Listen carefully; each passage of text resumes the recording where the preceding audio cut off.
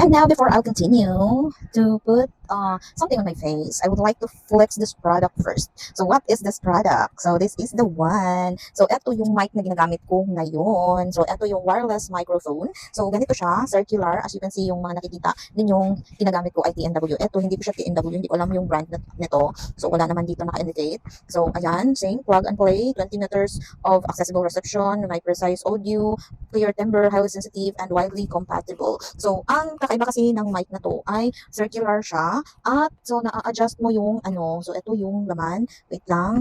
Unahin natin yun. Oh, so, ayan. Hindi ko pa kasi tinatanggal yung box kasi ayaw kong mawalan ng box eh. So, at ito dito nakalagay yung charging cord. So, ganyan. Oh, yan. Oh, yan. So, yan. Ito yung second ko na nabili na ano. So, ginagamit ko pa rin naman siya. So,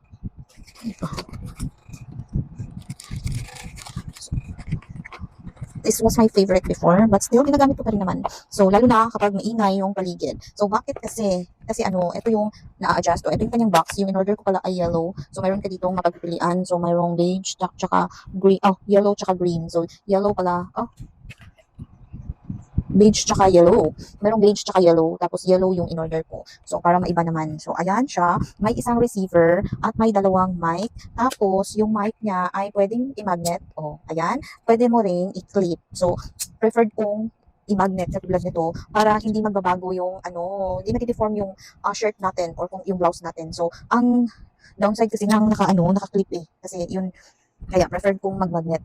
Ipapakita ko sa inyo ha. So, pag kinlip mo yung ano, so maglalaylay yung ano ng maglalaylay yung diyan na part, yung pinaglalagyan mo ng mic. O, kita mo? So, ayan siya, naglalaylay. Pero pag pag naka-magnet siya, yan, behave lang, walang nagbabago. So, ganun. Kaya, binili ko to. So, dahil magnetic siya. And, good thing for this is nakukontrol mo yung, pwede mong i-off or i-on yung, ano niya, yung noise reduction. So, yung iba kasi is, hindi mo makakontrol eh. So, tingnan nyo, kita nyo yan. Blue at saka red yung nag-iilaw dyan. So, pwede mo rin tanggalin yung noise reduction niya. So, pag hindi na umiilaw yung red, so, ayan, press nyo lang ng konti. So, hindi na umiilaw yung red. So, meaning to say, walang noise reduction yan. In-on off mo yung noise reduction. So, now, listen very carefully kung ano yung naririnig nyo. Yun yung boses ng wala, hindi naka-turn on or naka-turn off yung noise reduction. And now, i-turn on ko ulit para ma-distinguish nyo yung difference ng naka-on at naka-off yung noise reduction. In fairness, ang ganda ng mic na to.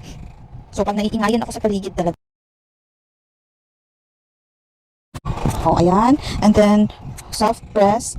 Nag-turn on na ulit ang noise reduction niya kasi naka-turn on na yung red na kulay or red na light. So, ganun. And now, listen to my voice. This is my voice while I'm using this mic na naka-turn on ang noise reduction niya. So, ayan. Nagustuhan niyo ba? So, kung nagustuhan niyo, ano pa hinihintay niyo? Ilalagay ko lang yung link dyan sa yellow basket ko. Thank you so much for watching. Bye!